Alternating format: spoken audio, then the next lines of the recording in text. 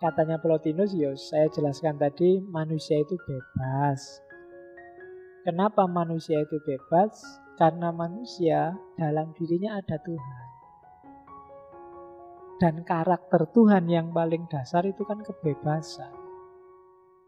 Tuhan kan yang punya irodah dan kudroh, itu bebas. Karena manusia punya potensi itu, manusia punya kualitas kebebasan. Dan kebebasannya diiringi bedanya sama Tuhan. Kalau manusia, dia harus tanggung jawab. Itu bedanya kebebasan manusia sama kebebasan Tuhan. Kalau Tuhan nggak bisa kita tuntut tanggung jawab. Ya Tuhan, Kau yang menakdirkan aku tidak terlalu cakep. Ayo tanggung jawab, cariin aku yang cakep. Tidak bisa.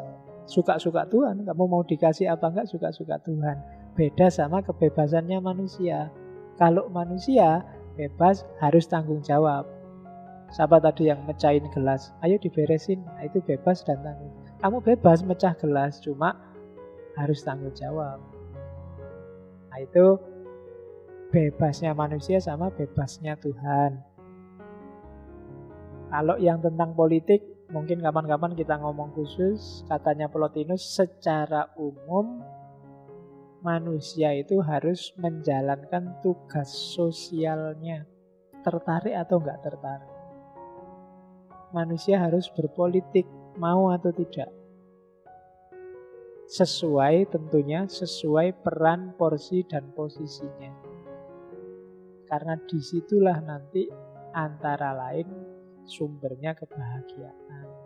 Jalurnya memang kita makhluk sosial yang harus memenuhi takdir sebagai makhluk sosial. Kalau tidak, dunia kacau. Jangan, Pak, politik itu kotor, Pak. Saya enggak mau politik, semua enggak mau politik, nyoblos enggak mau, apa-apa enggak mau. Itu nanti kacau. Ya berpolitiklah sesuai porsimu, sesuai proporsimu. Ya kalau kamu levelnya hanya pencoblos, ya pencoblos saja. Nggak usah gaya kayak DPR, nggak usah gaya kayak KPU, kayak Panwaslu. Kecuali kamu memang Panwas, KPU, atau yang nyalon gubernur. Hari ini orang kebolak-balik di sini. Nggak sadar posisinya apa, kemudian berlaku kayak yang bukan posisinya. Itu sumbernya chaos. Padahal kalau semuanya on the right track, katanya Plotinus, the world is knowable, harmonious, and good. Dunia ini bisa dibaca, bisa diingat operasinya. Dan dia harmonis, dan dia pasti baik. Yang bikin rusak kita, yang mengacaukan ritmenya. Tidak menjaga segala sesuatu sesuai porsi dan proporsinya. Padahal hukum asalnya hidup ini baik dan harmonis. Bukan jelek. Manusia itu kalau kembali ke fitrahnya baik. Justru ketika kita jahat, ketika rusak-rusakan, kacau-kacauan, itu kita sebenarnya sedang lari dari fitrah kita. Jadi tentang dunia itu hukum asalnya harmonis dan baik. Karena itu segala sesuatu di dunia ini harus kita posisikan, kita baca sesuai porsi dan proporsinya. Ada banyak tanda. Tanda itu maksudnya segala yang bisa dibaca. Jadi kalau semuanya on the right track akan baik.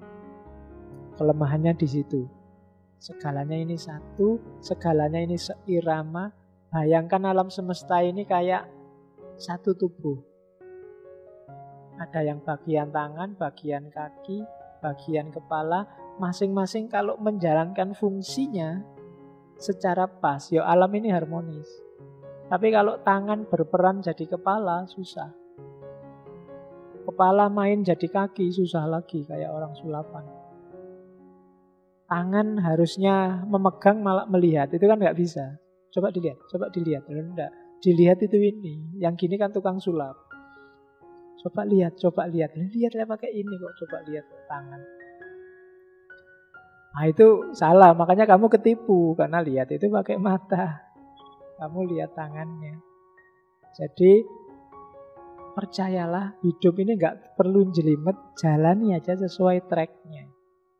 Maka akan harmonis. Yang tangan jadi tangan, yang hidung jadi hidung, yang mulut jadi mulut. Makan lewat mulut dikunyah, bukan lewat hidung. Hidung nggak perlu demo, aku juga pengen ngunyah. Karena kalau hidung dipaksa ngunyah, jadinya kamu keselak. Hidup itu begitu. Makanya kamu nggak perlu iri. Enak ya itu yang jadi presiden. Loh ya perannya sendiri-sendiri. Kamu masih mahasiswa.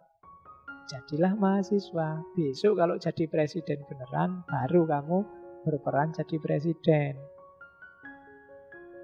Enak jadi dosen tinggal merintah-merintah kerja. Kita itu loh yang mikir. Loh iya memang dia jadi dosen. Kamu mikirnya di posisi mahasiswa, jangan di posisi dosen. Dulu dosennya waktu jadi mahasiswa juga stres kayak kamu. Ya, jadi segalanya satu alam semesta ini, harmonis. Demikian juga keindahan. Sama kayak tadi, yang disebut indah itu yang sesuai track. Manusia itu indah kalau dia jadi manusia. Tidak jadi robot, tidak jadi Tuhan, tidak jadi benda, tidak jadi hewan. Ketika dia jadi hewan pasti jelek. Sama, hewan jadi manusia pasti juga jelek. Tidak pantas. Kan sering ya ada hewan dilatih kayak manusia kayak di film-film itu. Ya di film sih. Kalau asli ada hewan kayak gitu malah jelek. Tidak pantas. Yang pantas kayak manusia ya manusia. Kamu juga begitu. Kalau aktingmu kayak hewan tiap hari ya tidak manusiawi, tidak indah. Kayak misalnya apalah, mengumbar hawa nafsu, itu kan kebinatangan. Kan tidak indah. Entah nafsu apa aja, coba dilihat. Pasti tidak indah. Jadi keindahan itu ada ketika segalanya sesuai porsi, proporsi, dan fitrahnya masing-masing. Dan katanya Plotinus, beauty is rather a light that plays over the symmetry of things than that symmetry itself. Jadi keindahan itu lebih pada cahaya yang bekerja dalam sesuatu yang seimbang dibandingkan keseimbangan itu sendiri. Indahnya di mana kalau kita harmonis? Kalau kita harmonis, itu menunjukkan keberadaan Tuhan, menunjukkan cahayanya Tuhan. Di situ, bukan di harmoninya. Kamu jadi mahasiswa yang benar dapat nilai E padahal sudah belajar. Indahnya bukan pada E, tapi ketika kamu mewujudkan sunnatullah, hukum Allah, keinginan Allah, di situ ada cahaya. Itu maunya Plotinus. Indahnya bukan kamu dapat istri cantik, tapi indahnya bahwa kamu mengikuti fitrahmu untuk menikah.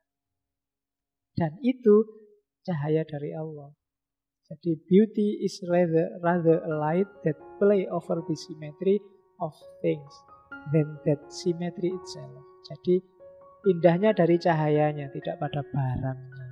Ketika segala sesuatu memuat cahayanya Allah dan menghidupkan cahayanya Allah ini, dia jadi indah.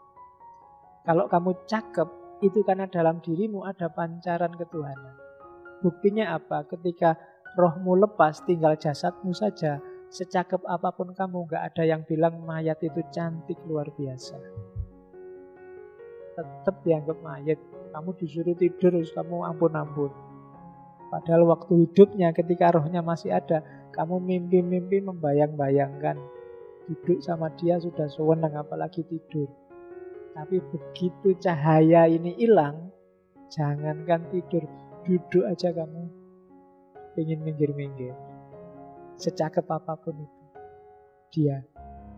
Jadi beauty is rather light that play over the symmetry. Ini perintahnya Plotinus. Withdraw into yourself and look.